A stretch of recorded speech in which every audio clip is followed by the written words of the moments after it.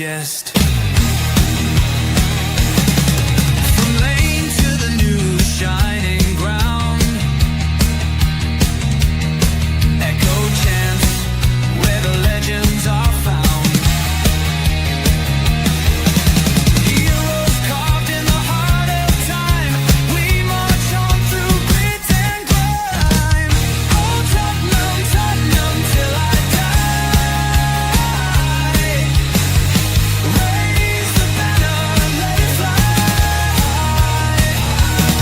Through the rain and through the fire, this is my club, my only desire.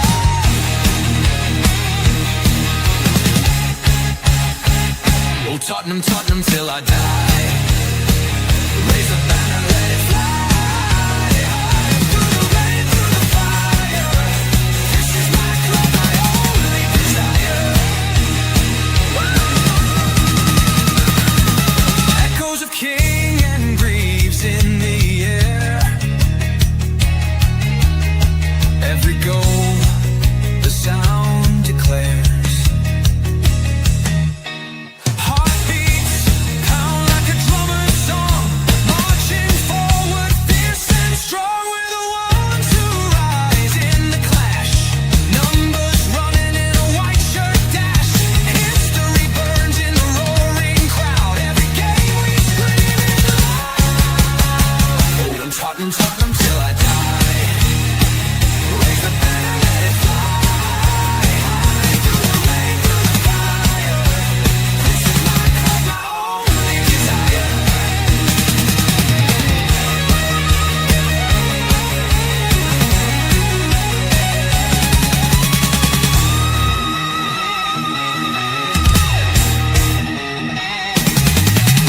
We're the ones who rise in the clash. Numbers running in a white shirt dash.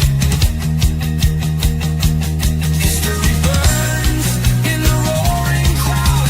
Every game we scream it loud. I'm Tottenham, Tottenham till I die. Raise the banner, let it fly. Through the rain, through the fire, this is my club, my only desire. Hi guys, and welcome to Final Score as Tottenham reach another defeat, our 21st in a 38-game Premier League season. Absolute disaster as we went to Villa Park and lost 2-0 to Aston Villa.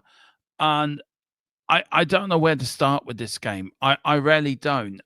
Steve and James will be joining me soon as they're wrapping up Final Score, the watch along. But I am really angry.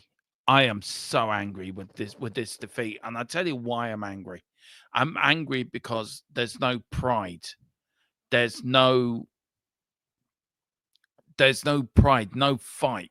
And yeah, you can say, look, it's a different team, different players. It's not our usual 11. I don't give a flying shit if it was 11 giraffes out there. All I want to see is fight and determination. A chance for some of these players to change his Ange's mind for the final on Wednesday. And we saw nothing. 50 minutes is what we got out of them. And then for the next 50, 60, 70, 80, for the next 40 minutes, we saw fuck all. No desire, no fight, nothing. Just stood off, let Villa have their chances. Let Villa keep peppering us. They made some of the Villa goals look like prime 1970 Brazil's goals. And I don't care what you say. I don't care what anyone says. This is not acceptable. The Europa League is just plastering over a massive crack. In the foundations have been broken, and it's like putting a plaster over a crack. The crack's getting bigger and bigger and bigger. And what we're doing, we're not performing. If the bottom three teams were anywhere, didn't perform as badly as they performed this season, we would have been relegated. We really would have been relegated. We've only won one game out of our last 11 in the Premier League, and that was against relegated Southampton. Before that, we lost our last 10 games, and the win out of that was Southampton. It's not good enough. It is not good enough. And as much as I'm looking forward to Wednesday, we haven't got a hope in hell. And I'm the most optimistic Spurs fan out there. Please tell me if you're watching this on X, or please tell me if you're on YouTube, to give me a reason to get excited about Wednesday. Look, I'm excited about Wednesday because the European final. That in itself says it all. And I keep using the analogy of 84, that we had not a full team in 84, but we beat Anderlecht. But please tell me where this is going, because I cannot take any more of this shit. I cannot take any more of this garbage that we've been watching. Garbage of 21 league defeats in a season. In the 38-game season, we have lost 21 times. This is not acceptable. This is not good enough. This is not right for a team of Tottenham Hotspur stature. And everyone's going to be tonight, get rid of Ange out, get rid of him. All the same bullshit that normally goes on after every defeat. But this started back last summer when we didn't back a manager. We didn't back a manager. We manage it. We're managers managing one hand behind his back because we didn't back him properly in the summer. And now we're going to one game before going into Europa final. And I said it here, Steve, before you came in, that I think Europa League is papering over a massive crack. And everyone's using it as we're in the Europa League final. We don't deserve to be in the Europa League final. Tonight should be an example of players that should have been playing their heart out to get on that subs bench. Or even there's a number 10 role available. I'm putting in a shift, and I'm your man for your job. I'm the man to give you to success on Wednesday. And we didn't see any of that. I'm a very angry Spurs fan. Do I blame Ange? Probably 50%. Do I blame the players? Yeah. Do I blame the owners? Hell yeah. Do I blame Lang and Mon? Extremely hell yeah. It's just been, if we win on Wednesday, yeah, we can be all excited, but it doesn't take away the disappointing of us losing a record-breaking defeat in one season, Steve. It's not good enough. Well, I will say that number one, we do deserve to be in the Europa League final because we beat the teams that were laid out in front of us, regardless of how good they are or how substandard the Europa League is. We've earned our way to that final. That's the first thing. The second thing, though, is you're absolutely right. For me, this season was a total club failure. This wasn't just because Ange Postecoglou's not in his depth, blah blah blah, all the talking points. No. This was a total club failure, from the summer transfer window of not taking advantage of that opportunity because they didn't want to spend money. Okay, great. It was a total lack of failure from from Ange Postecoglou, who may or may not have navigated it correctly. Okay, that's great, but it's also 100% a failure on the players because these players had multiple opportunities throughout the course of the season, especially squad players, to put their names forward as somebody that they could trust, somebody that Ange Postecoglou could trust when the times got hard in order for them to bail it out, and they have routinely failed. Today, sir, was another opportunity to right the wrongs, to go out there and put forth a good performance. Yes, the starting 11, the bulk of the starting 11 was left back at Tottenham Hotspur away. Fantastic. And it was an opportunity for you to go out there and say, hey, listen, I want to be a part of this final. And I'm going to go out there and I'm going to play hard. I'm going to be a difference maker for this team. And that did not transpire today. And what's interesting about this is, I understand that, Ange Postecoglou is probably going to lose his job. Fair enough. And maybe that's rightly deserved.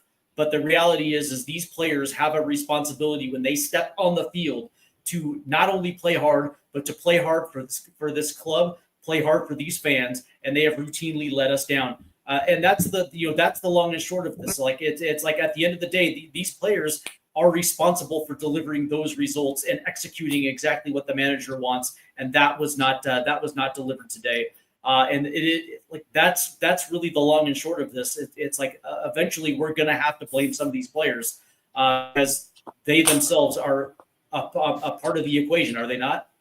Yeah. Yeah. I mean, look, look. Can I just say, yeah, we do deserve to get the final. I'm just angry after that defeat. But the point I was Sure. making was, if you look at the 21 league defeats and you look at Man United, we rarely, what does it say about the Europa League? But I think that's a different discussion altogether for another show. But yeah, I mean, yes, we do deserve to get there because we've beaten the teams that have been. You do make a better point, Steve, on that. But James, look, I was ranting when I came in on about 21 league defeats now in the season, a record-breaking 21 league defeat the season. Ange Postecoglou has done something that we thought would never happen, and he's able to make Ozzy Ardiles look like a prime Alex Ferguson as a manager. Dino Peter's putting that we've now equaled the number of defeats when we were relegated in 1977. Yeah. How by the way, 21 league defeats, how did we not get relegated this season? I understand that there was 3 teams that were worse, but 21 league defeats. That is astronomically insane as far as I'm concerned. Can I just say, it rarely shows how bad the teams were that came up, how bad they really were. If there was any decent teams in there, we would be relegated. I mean, Steve, I was born in 77. I mean, I was born the year we went down. And I've seen this nearly go down. We nearly went down on the Rossi in 93, 94. We nearly went down, I think, a few times we had rotten starts when we've been bottom of the league. Ramos rescued us. And yeah, we got this Europa League on final, but does that have to be put into a box somewhere where if you look at you just cut out, Dermo. Like, are you asking? I can't hear you, Dermo. I think your mic's on mute. I think that. Are you asking if the Europa League has to have like an asterisk next to it because of just how bad the season has been? I'm not asking that, but I'm saying the point I'm trying to make is if you look at our league campaign this season, and you look at our Europa League, and you look at our League Cup run, and you look at our FA Cup run, right? As a whole, winning the European trophy is the best thing you can ever win. Do you know? It's the best thing, and you go into legends. We've only won European titles 3 times. This will be our 4th European title win. My mic's still on, yeah. But you cannot not look away from 21 league defeats in the league. No. So is that masking? Has our European run A kept Ange in the job, and B has it masked how disastrous we've been in the league? And I think it has. I think that run has kept Ange. If we didn't have this European run, Ange would have been gone a long time ago. I think the reason why Ange remained at the job is because he was the one that was covering from all the incompetence that's above him, and I think he garnered a lot of respect for taking the slings and arrows that the media throw him, answering questions that he had no business answering, because those questions should be thrown to Daniel Levy or Johan Lang, some of those other things. And I think because of that, I think he garnered a lot of respect, even when he probably should have been sacked. Because if you ask me, there probably was a time, maybe after Tamworth, maybe after Aston Villa and the FA Cup, he probably should have been sacked at that point. But yet he still remained at his job, and I think a lot of it had to do with the injuries, but I do think a lot of it had to do with the fact that he took a lot of damage off his chin, and it gave him a lot of respect for that. But I also think the fact that they wanted to wait to the end of the season to do it, so they don't owe him a lot of money as well too. I think finances played a part into this as well too. But yeah, the Europa League, I think, was just a convenient excuse for it. But that being said, what I will say is I don't think anything can mask 21 league defeats. I don't think there's anything that papers over 21 league defeats, Europa League notwithstanding. It just lets you know how much of a colossal failure this season was. And this isn't just a one-person failure either. This is a total club failure. I get what you're saying. I get what you're saying, but I just want to focus on Ange for a little bit. We will focus on everything else, but I just want to focus on the manager first. And James, look, Simon Jordan said during the week on TalkSport, and I do like listening to Simon Jordan and Jim White. I'm always playing them on YouTube, and I always trying to listen to the shows every day.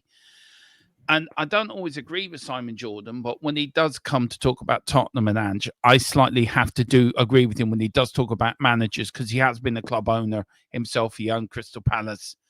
So he has slightly know what he's talking about. Yeah.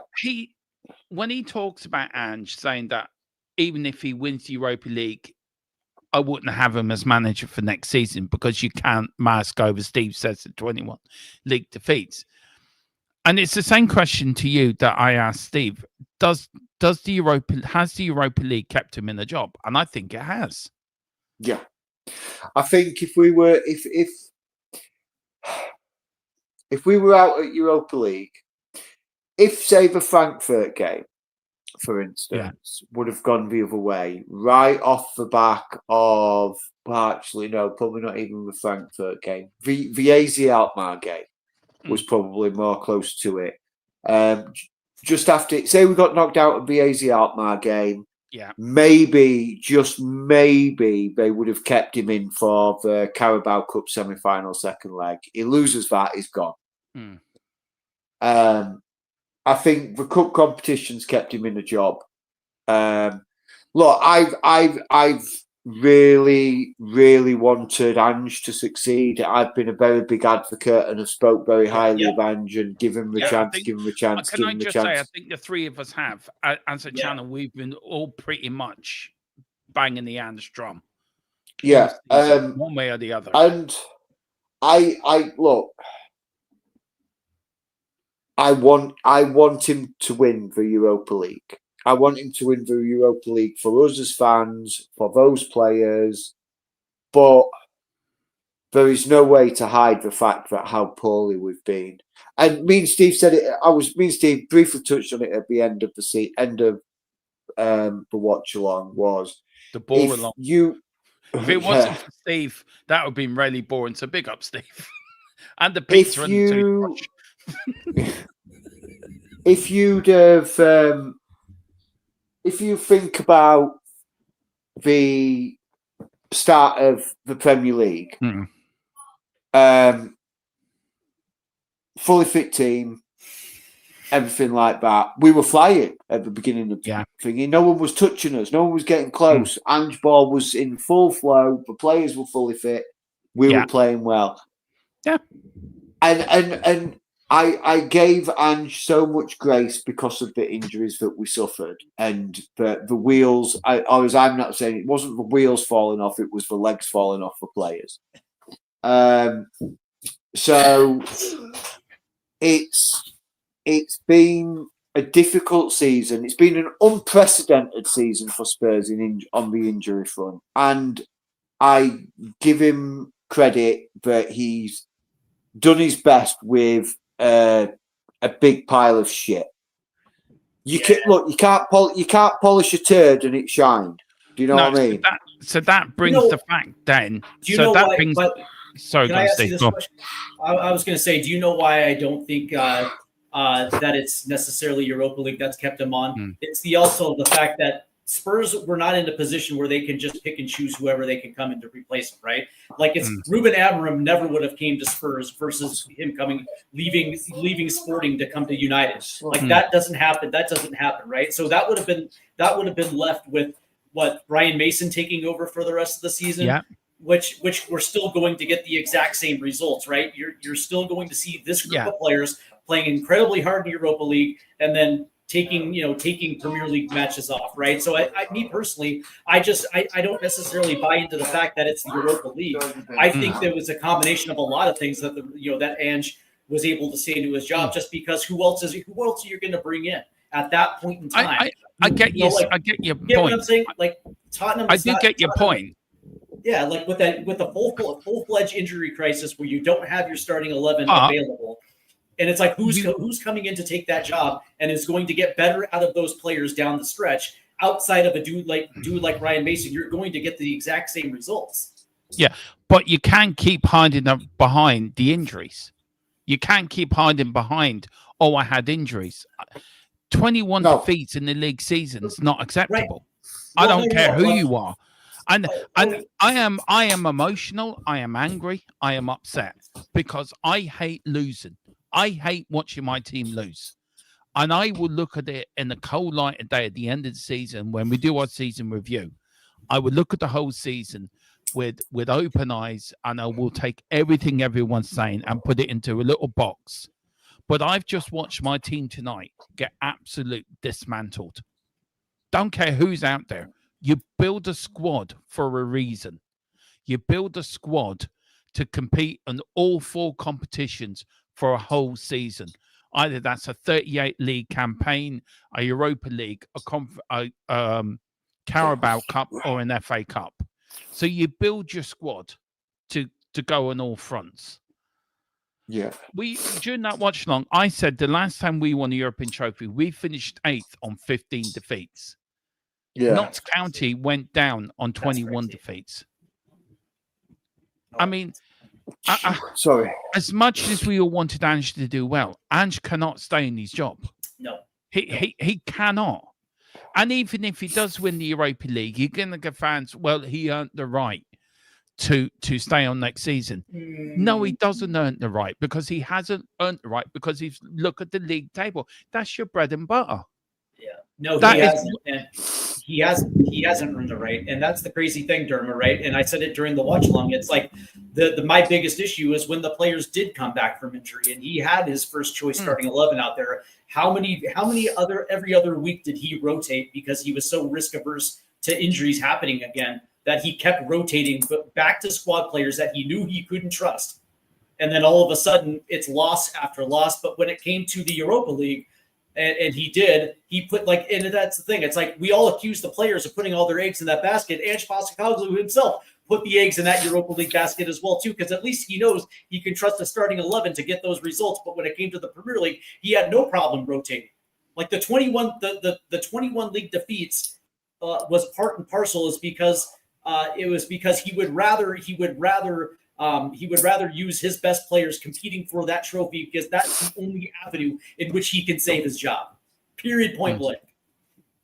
Yeah. I mean, And you're right, and because of it, he's not going to be able to save his job. A Europa League is probably not going to save him. I mean, you look at it, 11 wins. That's all we've had all season. 5 defeats, 5 draws, 21 defeats, 63 goals scored, 61 against, a goal difference of 2, 38 points. Now, could we finish above United 16th? Maybe. Last game of the season. Maybe. Depends on the result tonight, though, doesn't it? Yeah. But I don't think so. I can't remember. Maybe somebody in the chat can. Maybe some of the older fans can. I just want to wish a few people. Big up to Mary W. Big up the queen of the channel. Big up to you, Mary. I hope you're doing well as well. Big up to Nita as well. She said, sitting fourth from bottom ain't all right. A manager who can't coach ain't all right. Having owners that ain't got a footballing brain ain't all right. No structure, no long-term plans. Absolutely spot on. Big up to Michael Bennett as well. So we were in the Europa League, but he needs to still be sacked. I think that's the common consensus, really. Yeah. We've got, I know, Dan, but I give up a long time ago trying to work out what Levy's going to do. This has been, I said it before. I mean, I was speaking to a fella at the Palace game and I told him what I did. I said I run the Tottenham YouTube channel. And if he goes to every home game, it's been a long season, every watch along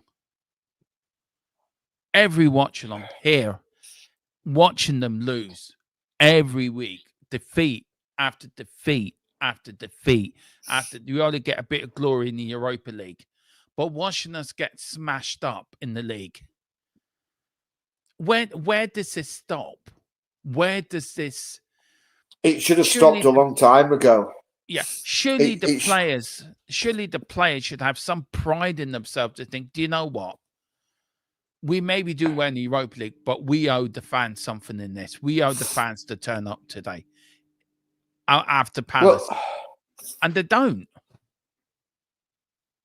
well, you say about the record in the league, Dermo, the 11 wins, 5 draws, 21 losses. But you look at it further; it's actually only 5 wins in 25 games. I put it in the watch along chat. Yeah, Five victories in the league in 25 games. Now, I don't know. We joked about it a few weeks ago, saying we that did. Ange must have pictures of Levy's wife or Levy's wife or something. We've had fun with that comment, actually, with that bit of conversation during the season, to be fair. Yeah. Or he's got pictures of Daniel Levy doing lines of coke or something. Or sat with a big spliff in his mouth. He's got something on him because that would be hilarious. Yeah, because Steve, do some digging for us. Will you let us know what you find? Yeah. It's like Michael says here. As Levy let Ange stay for now, as he knows there is a new investor or buyer coming in, and let it be their problem. He would never normally allow 21 league losses like that. And I agree. Normally, I think there's something behind the scenes. We've said it a long time ago. The takeover will happen. Yeah. Simon Jordan during the week urged Daniel Levy to sell the club. Yeah, he did. I mean, guys, I'll let you get your tactics board ready, James, and give us a bit of a tactics why you think went wrong tonight. I'm looking forward to this. Steve, while James is getting ready for that, I mean, as a Spurs fan, are you angry? Are you angry with the players for not caring? Yeah, 100%. And again, this was another opportunity for some of these young squad players to step up and grab the game by the scruff of their neck and make a name for themselves and put themselves in a good position moving forward.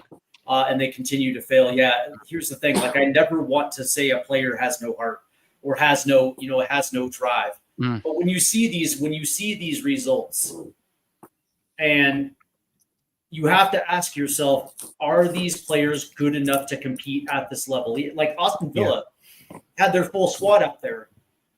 And you're looking at it like, why can't you get forward? Why can't you get back and get yourself into space and defend properly? What is the reason? Why are you lacking? Is it because you don't give a shit? Because if that's the case, then you never should have been on the you never should have been on the pitch to begin. You shouldn't have been bought in the first place.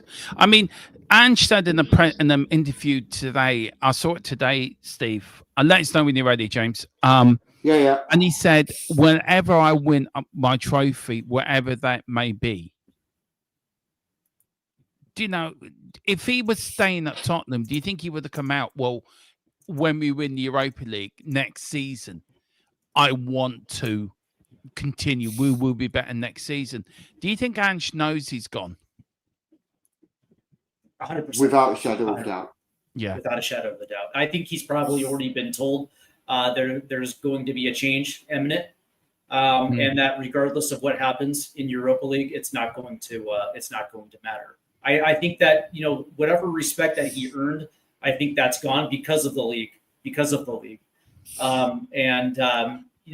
to understand like how important revenue is to this team, right? And finishing high up the table comes with monetary benefits, right?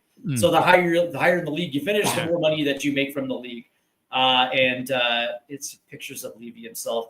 That's what I was laughing at because I got to the point.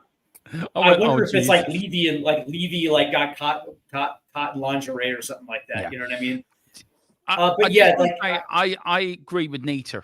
We're all backing the team on Wednesday. Yeah. We're all going to back the team on Wednesday, doing it for the fans and the supporters. Tottenham Hotspur has more history than Daniel Levy will ever have. And do you know what, Steve? Bill Nix said it back in the 60s. A player asked him, what does it mean to be, what is it? I don't know. We're getting high tech here with the board here. We're going very high tech, new technology. Yeah. He said, what does it mean to be associated with Tottenham?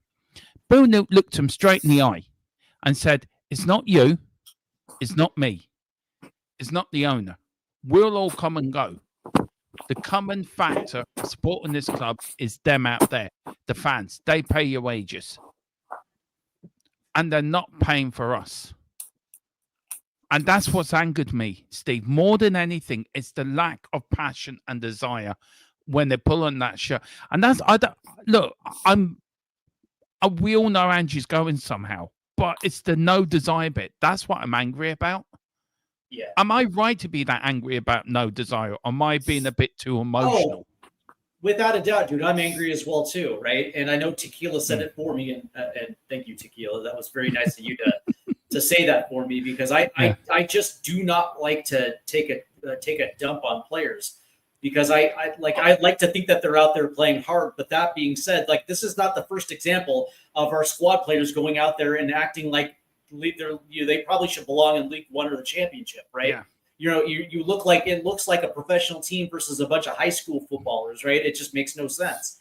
And so you have every right to be angry, because I'm actually kind of pissed off myself, because yet it's another match week gone down the drain. And I have to ask myself, why the hell am I continuing to support this team in the midst of one of the worst seasons in modern Tottenham history? And it's because, number one, I'm like every single traveling supporter, every single home supporter that shows up that believes that this team gives a shit about its fans, that pay the exorbitant prices for them for them to wear the crest.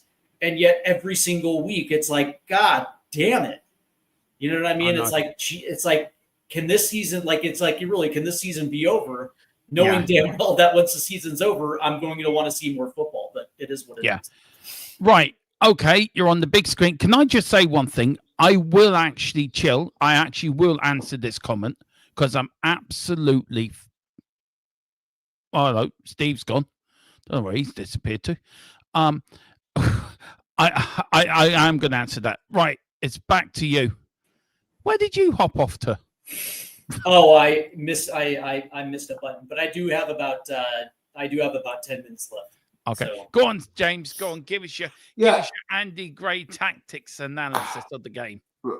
Right. So obviously, it's, pardon the crudity. This is the first time I've done this, so you'll have to bear with me. So big problem areas for me tonight was Sarr and Archie Gray in the middle of the park here. You had Sarr, who was doing this motion too much and not enough of this motion too much. Archie Gray was being pulled over this way because Mikey Moore was coming down that way to cover Spence, who was somehow up here.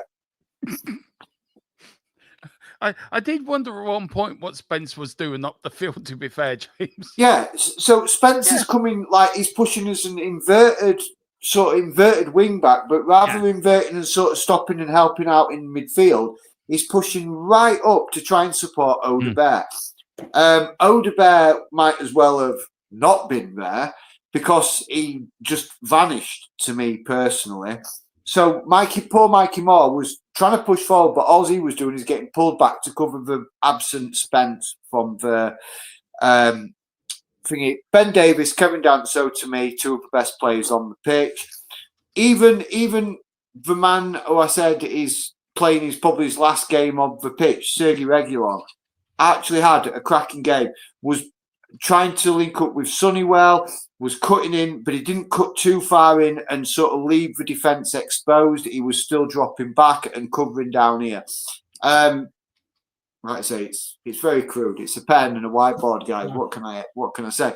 Matisse Tell, I think. Can I just say, Carl Sim, I'm around playing to you, Steve, by the way. Karen says, Jamie Carragher ain't got shit and you're James.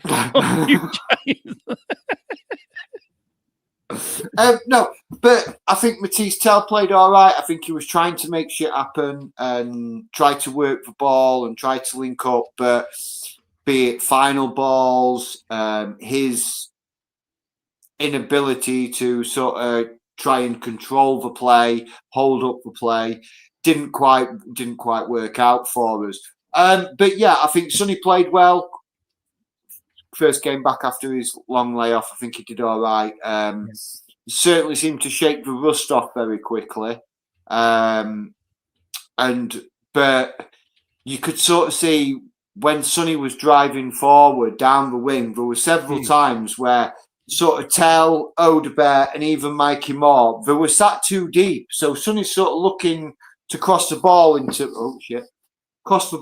the danger zone. Hang on, I've got one of these little bad boys. He's looking to bring the ball over here. And you've got Odebear that's dropped into midfield, Mikey Moore that's having to cover Jedi because Jedi's gone to fight for Sith. And Matisse Tell is pushed too far forward because he's looking for the tap in. So yeah, it kind of went wrong in a systematic way, and I think either I can't say the tactics were wrong because it's how we set up. This is how we set up a 4-2-3-1. Yeah, what's got me is seeing where Spence goes. I mean, Tequila's put, I've got to say, James is showing Gary Neville how it's done. Now, all he needs to say, this is Tottenham Hotspur, and he's got it covered. I have to say, that was actually quite good, actually, James. Well done. We're doing more of that next season, actually. There will be we're going to do it more properly next season. Just to let you know, guys, we're in the middle of moving from a different StreamYard to something else on Monday or Tuesday. And I quickly got this StreamYard for nothing. And I know there is a new system we're using, and I know more Monday, but I've had a quick look at the new system. Holy moly, it is so much better than StreamYard. It really is. Oh, you can do so much more.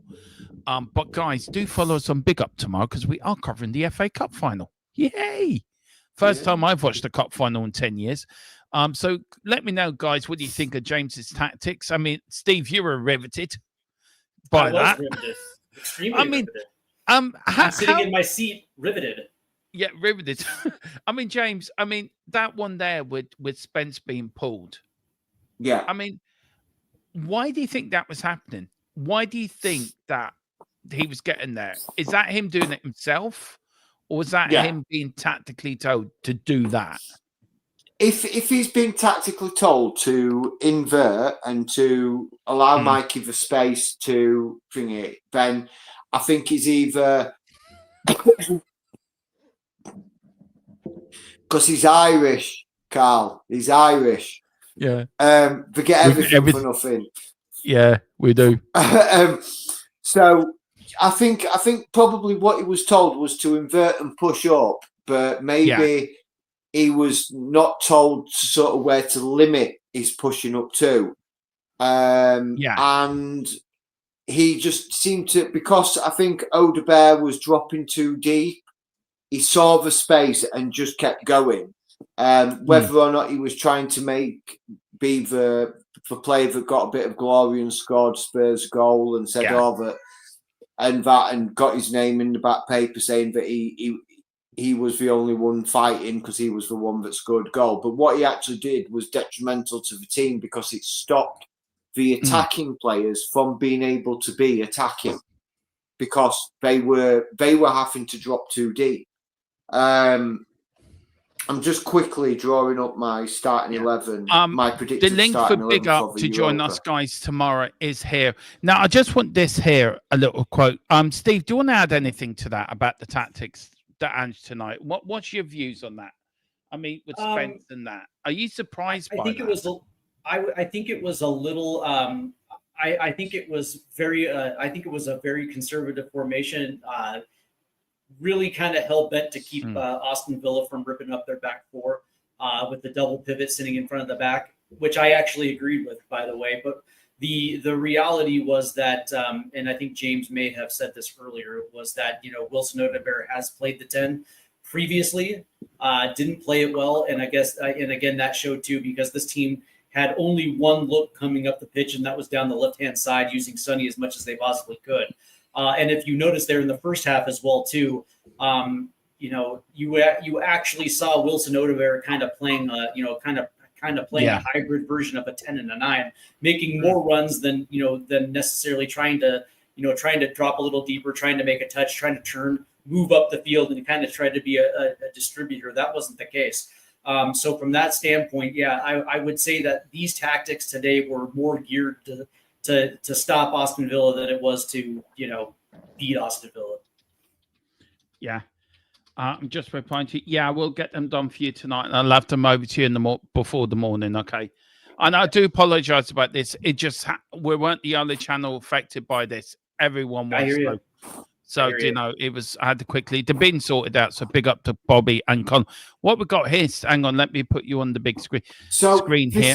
This is my predicted lineup for the Europa League final and the difference in the team. So most of it is the difference in the starting 11. So we've got Vic in goal, Doggy out on the left, Mickey, Big Romero, Pedro Porro, Bisson Bentancur in the middle. If Bissouma turns up, that'd be great. If he doesn't, pull him off and get somebody else on. Sonny on the left. This is what I think you guys might find interesting. I've got Richie sitting as the number 10. Oh, that's clever. And Solanke being up there and Johnson out on the right. Because why not switch that around, James? Put Richie up front and Solanke as the 10.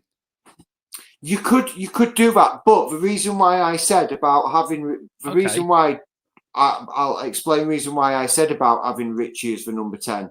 Because what it allows by having Richie as the number 10, it allows him to trade out with Sonny. So Richie can go out wide and Sonny can come into the middle. It can also swap with Dom.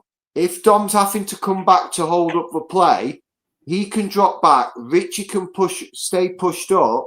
Dom can drop back, pick up the play, and Richie can then play up top and Dom's sitting back. But it allows the interchangeability of these front three constantly in motion because you've got Son cutting in from the left. Yeah. You've got Johnson cutting in from the right. These two sort of holding and being sort of slightly box to box, but not too much pushing up because you're going to have the holding players. You've got Mickey and Rom just going to be a rock at the back. You've got a Doggy who's going to be able to come up and overlap over Son. Sorry, you can't really see that side of the board. I apologise. You've got Doggy that's coming up here, and you've got Porro who can come and overlap over Johnson. So you've got the overload areas, but you've also got the interchangeability of the players up. These three up front, Dom, Big Dom, Richie, and Sonny. You've got that interchangeability. So to me, that sort of then it disrupts the Man United back line by having that sort of interchangeability of like if you've got Sonny starting out on the left, and then all of a sudden he drops into the number 10 and Richie goes out to the left and someone's been told to specifically man mark. So you sort of they start drifting out, Sonny starts drifting in and they get themselves confused and it leaves spaces. It leaves spaces for Doggy and Porro to surge up and Bissouma or Bentancur to push up or Richie to push up. To me, it makes sense. That's what I would be saying. I mean, Philip says Bergville was part of the media day for the Europa League final. None of the other injured were involved. Yeah, should we look something into that? I think Ange in his press conference said that talked about that because the reporter did ask him about Bergvall, and he said that he just got onto the grass. He just got out of his walking boot and on the grass, and unless something miraculous happens between now and then, he doesn't necessarily think Bergvall will be available. But that being said, maybe that is just a ploy. Well, United lost. They lost to Chelsea as well. So, Right, Steve, I'll put you onto the big screen. Where can people find you over this lovely sunny weekend? Well, you're going to be able to. You're always going to be available to find me right here on Stateside Footy, and that is always going to be where you're going to be able to find me. Hold on, real quick. Let me bring that up. And I apologize. This is all right. Here we go. Awesome. All right, so you're going to be able to find me on Stateside Footy. Just It's go. fair, and you know. Yeah, it's all you're going to do is you're going to type in Stateside Footy into your YouTube, and you're going to be able to find me. Tomorrow we have our usual Saturday morning conversation, and it's going to be the central theme to what we've been seeing in the Premier League, which is more of the same. Not necessarily in a not necessarily in a good headspace, but it is what it is. We will preview Wednesday's our first preview of Wednesday's Europa League final. And then on Saturday night, we have our MLS live stream as FC Cincinnati will be headed to Columbus. It is it's called Hell is Real. It is the Ohio Derby, and it's two very good teams sitting atop the Eastern Conference in Major League Soccer. It is going to be an absolute banger tomorrow, and I hope you guys are going to be there for that as well too. Because let me tell you, there's very good derbies in Major League Soccer, but I don't think anybody touches Hell is Real. So this is going to be an absolute treat for everybody tuning in to the MLS live stream tomorrow night.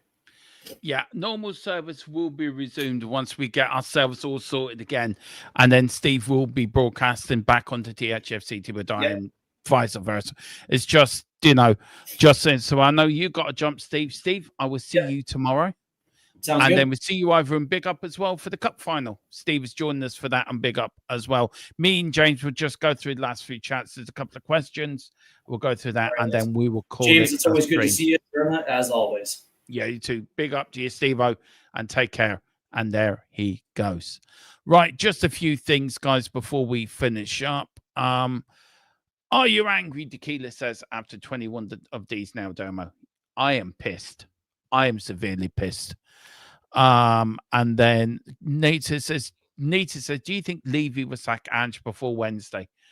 Well, stranger things have happened, but I say no. James, we reckon, yeah or no? No, I won't sack him. No, he won't sack him. And a football paper has put in that Bill Nicholson wasn't in the top 100 managers for English football. I mean, chill. I can't believe that. The first man to do the double. The first man to win a European trophy. I mean, where does Bill Nick, in your mind, James, in all the great managers that we've seen in Britain over the years, where does he come in? And we will do a stream on this, actually, with Spurs. We're going to rank the top 5 Tottenham managers. But where does he come in wealth in English football of over the years? Like your Bill Shankly's and all that. That is a question, Dermo. That is a question because the thing is when you're looking at the English game and the evolution of the English game and what the Premier League is like the pinnacle of all competitions, for say, and the prestige for winning it. So you could. But purely English managers, taking away the foreign managers coming in and managing England, you've got to. But I'm going to keep Sir Alex Ferguson in it only because, I know he's from north of the border, but to me, Alex Ferguson is probably one of the great. I know he's Scottish. Yeah. Before anybody hangs me in the comments, no, I'm making it easy for you, right? Bill Nicholson, Bill Shankly, Bob Paisley, Brian Clough,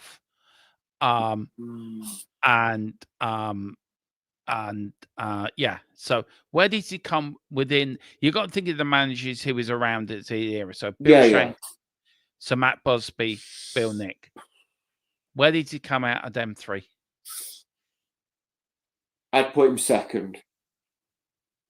Behind who? I can't believe I'm going to fucking say it, but Matt Busby. Do you know what? It's a show. I'm not trying to look at it from a Spurs, because if I was going to say it from a Spurs fan, I would put him at the top without a shadow of a doubt. Yeah, I'm trying to look at it from an impartial as an impartial football fan, and where would most people put him? I would actually have to put Bill Shankly ahead of that. So you think what? So you'd think you'd put Bill Nickham third, or Shankly at top? I put Shankly, Bill Nick, and Sir Matt Busby, only because Bill Shankly brought Liverpool up from the second division and turned them into a powerhouse of football. Where Bill Shankly was more consistent with winning trophies, Bill Nick did it over a shorter period of time.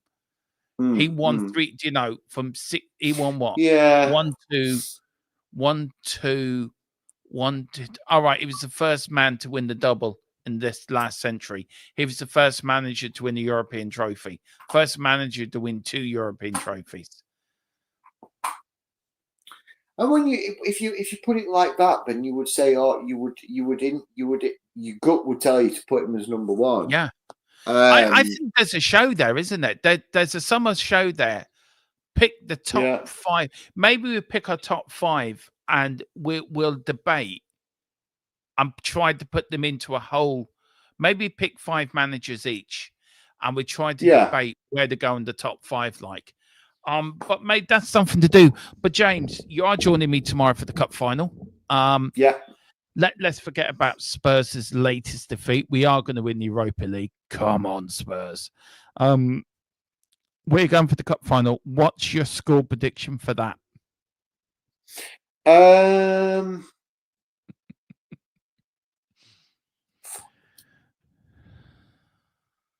I think it's going to be tight. I think it's going to be cagey. But I think there's going to be goals. Yeah. I think 3-2 Spurs. 3-2 Spurs. I wish it was 3-2 Spurs. What, for the FA Cup final? Oh, sorry. I thought you meant the Europa League final. Sorry, I've got one final in my head. No, we'll do that on Tuesday. Okay, so it's okay. I might change my mind on that one. One draw tomorrow. Crystal Palace versus Man City. I've got an urge that Palace might do it. Third time lucky. Only trophy Pep can win this season, isn't it? Yeah. 4-0 Man City. Do you know what? Palace have been in 3 FA Cup finals and they've played all three of them against Manchester clubs. Yeah. Twice against Man United. 4-0. I'm going for a 2-0 Palace win. I think Man City are going to turn up tomorrow. They just have a knack of doing it in big games sometimes. I think Eze's going to show up tomorrow and say this is what you're going to miss, Palace. But listen, James, thank you for joining me and thank you for everything you, Steve, did last weekend as well. But thank you for joining me today for Before the Whistle, watch along, and this as well. Do join us. The link for Big Up is in the chat, guys. Get over there and hit the follow button and join us over there. There's going to be a lot more football over there in the summer. Me and James are going to do some League of Ireland football as well, which is going to be good fun. We might even pick an odd European league to do as well that plays summer football. Might be a bit fun, actually. China's always got some good football on in summer. Yeah, we've also, guys, remember here that all pre-season games we're on here for Spurs, so do watch out for that. We're going to leave it there. Join us for Big Up tomorrow. We're back on this channel on Monday for all the build-up to the game on Wednesday. But guys, 21 league defeats ain't good enough. Tottenham ended the season on a whimper. But can they nick it on Wednesday? Can they win the Europa League just by the scaves of the tiny little toothbrush? But on that bombshell, we shall leave it there. Thank you all for watching. Like and subscribe. Come on, you Spurs! Come on. In the big cockerel we trust. In the big cockerel we trust. Yeah, don't start with you leave your cockerel alone. Hey, I'm not touching my cockerel. on that bombshell, we're going to leave it there. Bye.